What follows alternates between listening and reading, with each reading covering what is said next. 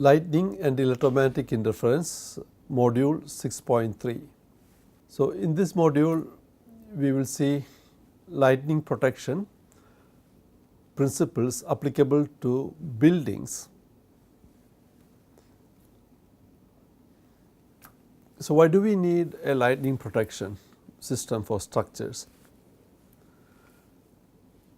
The main purpose of lightning protection is not to scare away lightning or prevent lightning from striking.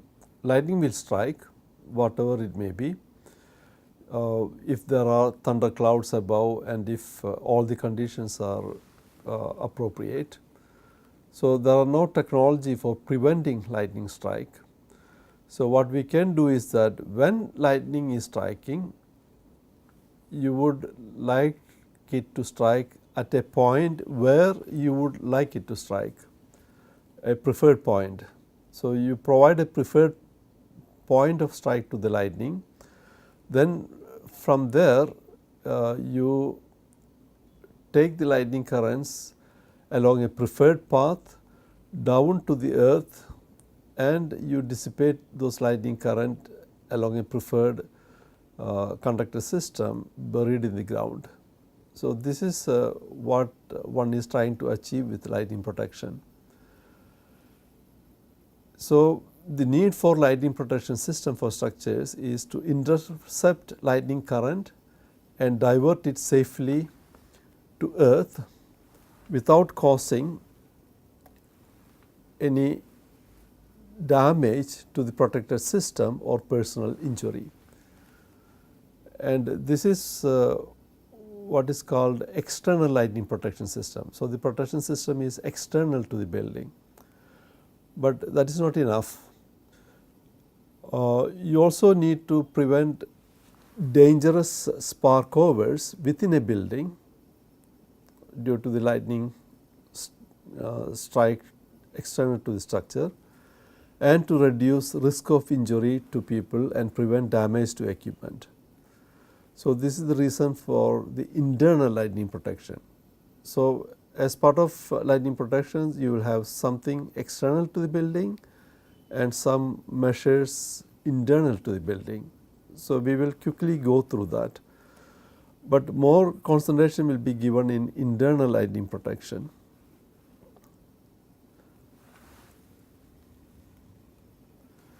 So, what are the elements of lightning protection system?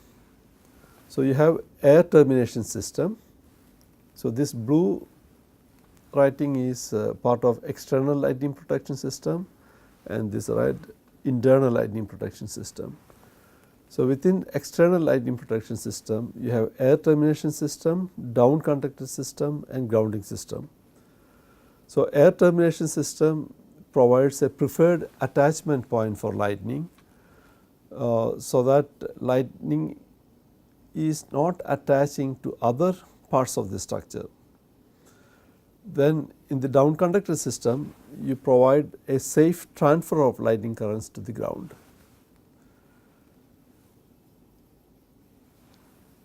And in the grounding system, you provide safe dissipation of lightning currents to earth. And during this process, lightning currents are not entering into the building in an uncontrolled way. Now, for the internal lightning protection system, you have a bonding system, then surge protection components. Bonding system normally does not carry currents. It is mainly to make exposed metal parts at equal potential when there is a lightning strike. One big danger during a lightning strike is that maybe some of the equipments or some metal parts like railings of a lift or other kind of things may have lightning currents coming into it, but other parts may not. So, you create lot of internal potential differences which can create sparking and harmful to people. So, you want to prevent that. So, you want to bond everything together. So, that is the purpose of bonding. Then such protection components to protect electrical and electronic system from transients over currents and voltages. The external lightning protection. So, it is mainly to intercept lightning current, that is air termination system, and divert it safely through the down conductor system to earth and dissipate it, that is earthing system, without causing any damage to the protected system or personal injury. So, this is the function of external lightning protection. A sketch of a small building is shown here, a small residential house. Here air termination systems, down conductor system and earth terminations are the basic system is illustrated. So, in terms of air termination system, so they are bare conductors without any insulation.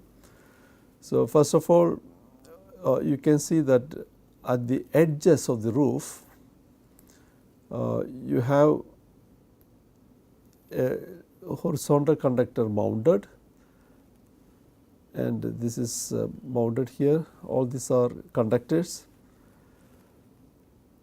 So, this part is the air termination system. So, lightning may strike either this lightning rod or one of these horizontal rods.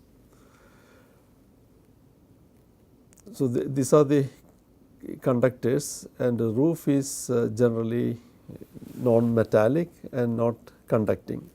So, most likely the upward leaders will be coming off from this conductor systems above, and you have a lightning rod here mainly to protect this chimney from direct lightning strike.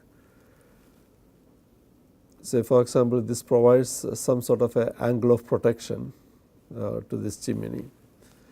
Then you have, so this lightning protection system forms kind of a mesh. So, if you have a big building, maybe you will have several meshes. It may not, one mesh may not be enough. So, you can have a mesh structure like this on the roof.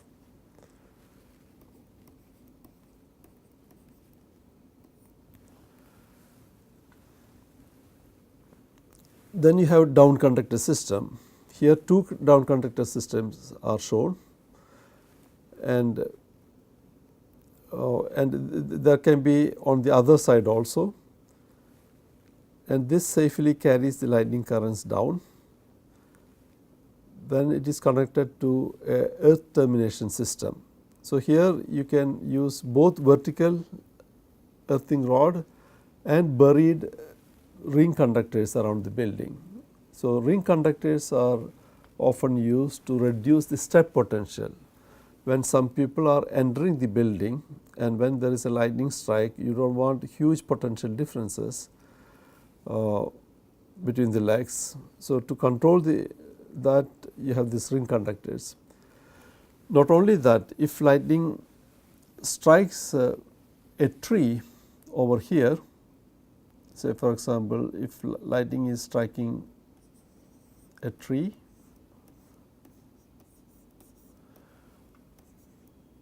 and sometimes you can have ground flashes from this, and it may enter the building.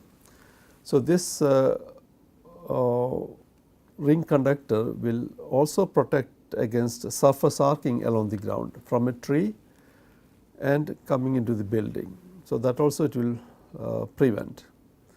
So, this gives some sort of a comprehensive protection against lightning.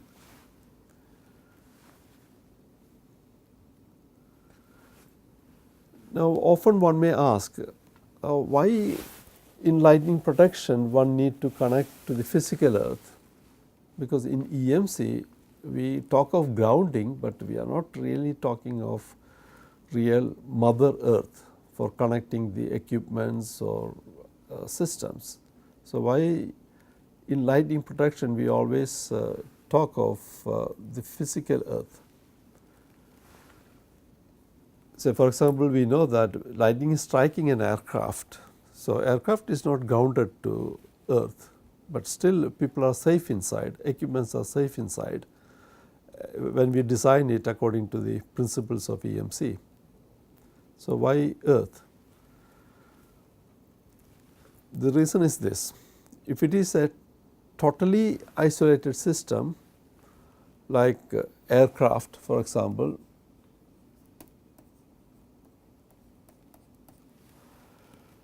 you do not require any connection to the earth, but earthbound systems are not isolated. They are always connected with something else in terms of power, water, heating, communication, etc. And they are in close proximity to people also. So, due to this reason, there will be always some currents, lightning currents or lightning surges going through this power, water and heating to the other systems, and this is totally unwanted, and you want to minimize this current flow. So, you have this current flow here. So, you want to minimize that, and for minimizing this you have to connect it to the ground and try to dissipate as much as possible here itself all the currents, so that only a small portion is going into the adjacent buildings. So, this is the reason why we need to have good connection to the earth in non-isolated systems.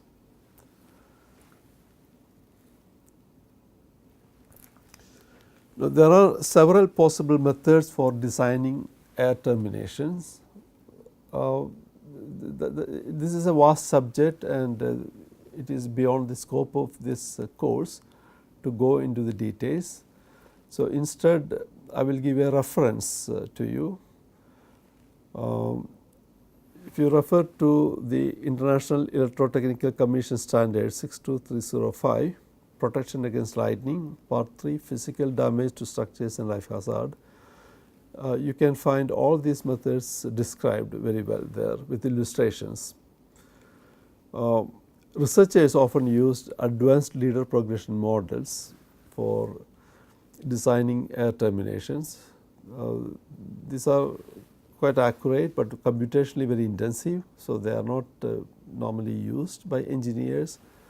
Engineers are using these three methods: electrogeometric model or rolling sphere, protection angle method, and mesh concept. Maybe I will very briefly describe what they are. Say the protection angle method. So, it is based on the fact that suppose you have a rod like this and lightning is striking here, then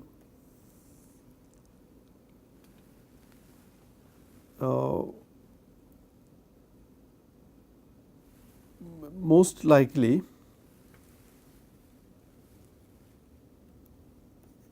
let us remove that. Suppose you have some building, I will take a building instead. So, you have some structure here.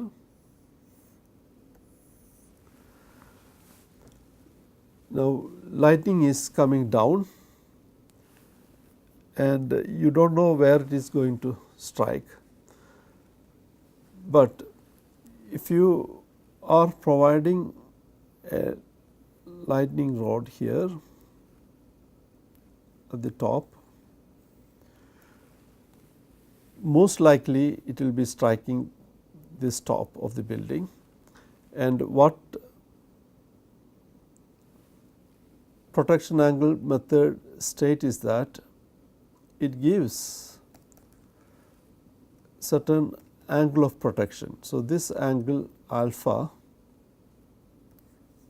around can be from 25 degrees to say 55 degrees. So, anything within that is kind of protected from direct lightning strike.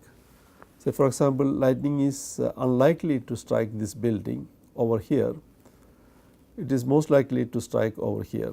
So, this is the protection angle method.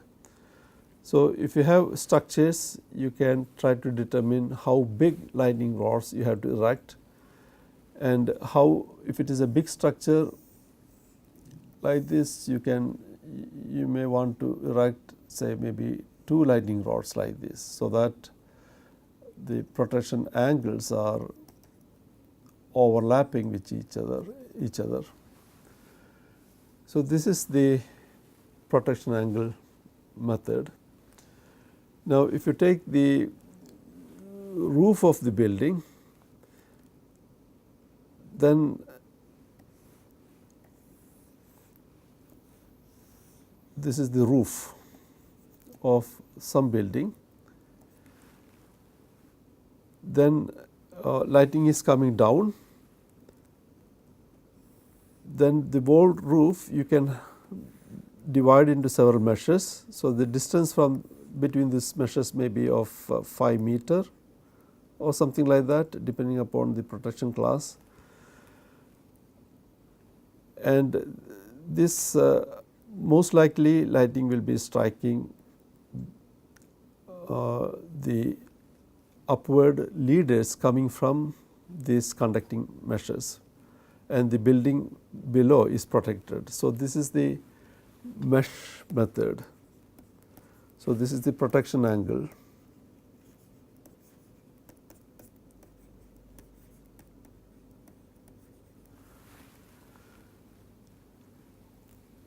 Now, there are even more sophisticated method if it is a very complex structure. So, this is called the rolling sphere. So, this can be illustrated like this.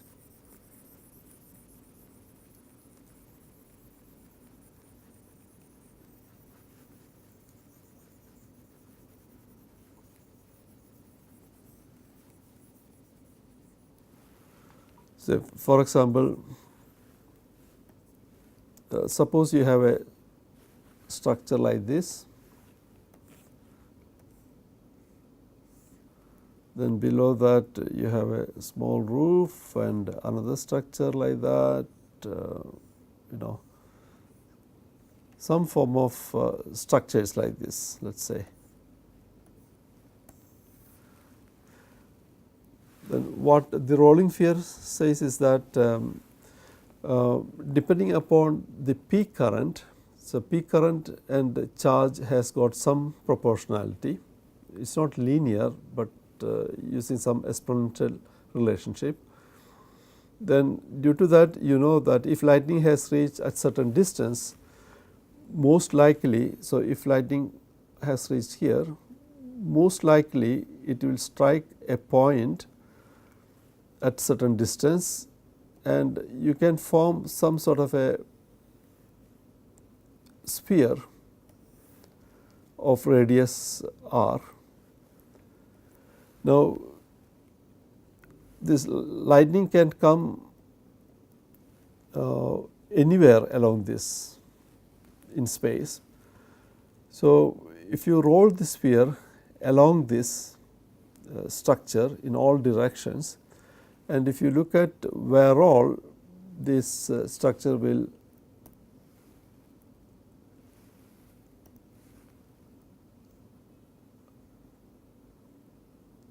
touch,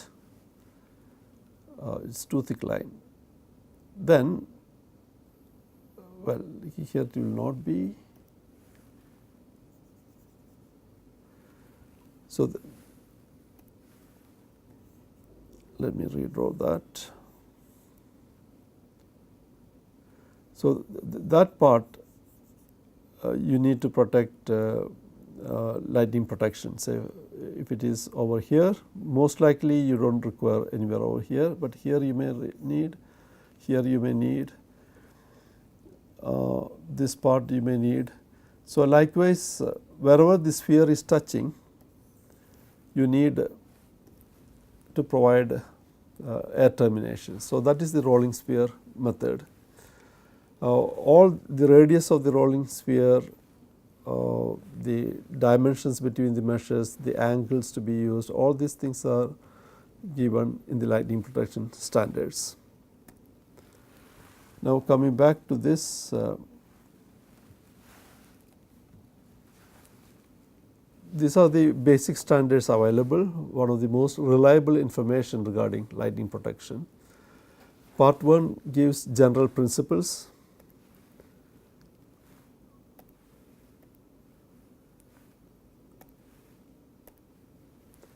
Part 2, risk assessment or risk management, whether you need to have lightning protection or not, and how good that lightning protection has to be. So, that is the method for that is given in part 2. Part 3 gives practical principles and examples on how to manage physical damage to structures and life hazard. Then part 4 is electrical and electronic systems within structures, how to protect regarding that. So, these standards you can find at this website, International Electrotechnical Commission. Now, coming to internal lightning protection, I would like to give one example of bonding at service entrance of a building, because this is very crucial for internal lightning protection. Often most of the damages inside a building from lightning is done by electric shock, sparking and the resulting fire because of the uncontrolled entry of currents and uncontrolled development of or voltages. So, bonding is very important for that. For example, this is the periphery of a structure. It is not to scale, just to show the principles. So, this is the foundation earth electrode, and that is connected to external lightning protection system of the building.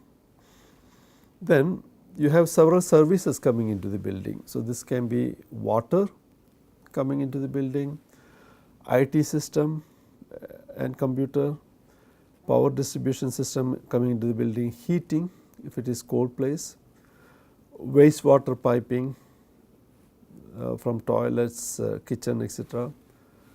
You have so many systems. Now, these are distributed system and coming from somewhere. It could well be that lightning is striking a water pipe somewhere several hundred meters away, and a lightning flash is coming here. Now, suppose these are all bonded together. This is an equipotential bonding bar, a bare copper bus bar where all these systems are connected together. Suppose if they are not connected together, then you will have a big potential difference between this water pipe and the wastewater, or water pipe and the heating, or water pipe and the power distribution system, etc. But when you connect all of them together, all of them will be at the same potential as this water pipe.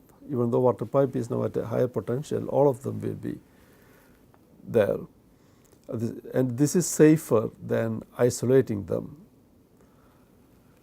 Then similarly, lift rails and other metal elements going through the building, antenna equipment and bonding, etc., all of them are there, and all this has to be bonded together. And in power distribution system, you can't connect the live wires directly to the bonding system. So, you provide such protection. So, when there is a lightning, even that wire is connected and become the same potential. Same thing with IT system. So, during a lightning strike, everything inside this building rises up in potential at the same time and falls down in potential at the same time, so that there is no dangerous potential difference. So, equipotential bonding is to prevent dangerous potential difference between systems in a building during lightning strike, to prevent personal injury, to prevent arcing and fire, and to prevent equipment damage.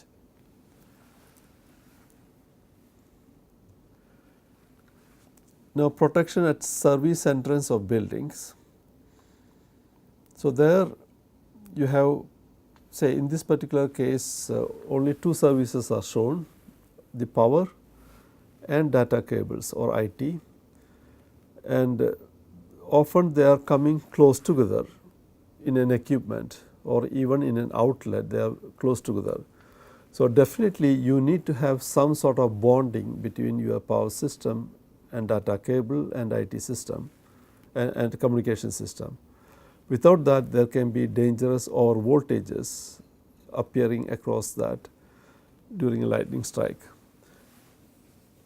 So, how do you provide that? Say data cable may have a shield. So, one possibility is that you have an equipotential bar as before, and you connect your system to say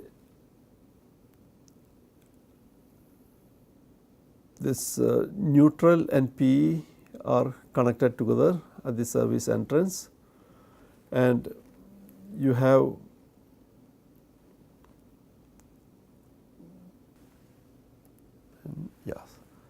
so this connection was missing.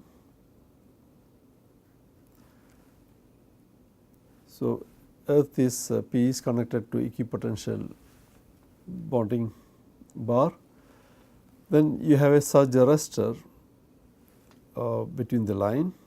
In case of a lightning surge, the surge arrestor will operate. Then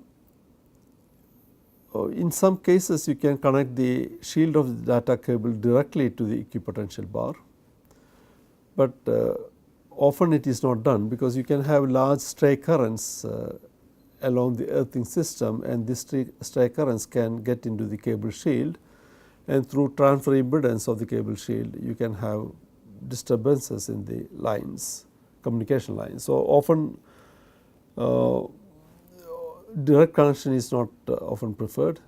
So, instead you connect using a spark gap. The reason is that when there is an over voltage here, this volt system is going up in potential due to a lightning, then this spark gap will operate and they will equalize the connection, and once the lightning surge has passed, again you have this isolated system.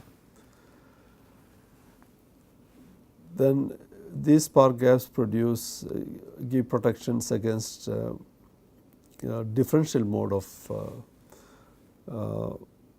transients. Here we are showing spark gaps, and here we are showing varistor. One reason is that well, it can be diodes and other things also, but spark gaps provide very low capacitance, and at high frequencies parasitic capacitance is quite important. So, this can be one protection at service entrance. More complicated versions also you can get. You can get it in module form from different type of equipment manufacturers. So, this is generally a small introduction to protection of the buildings, various elements.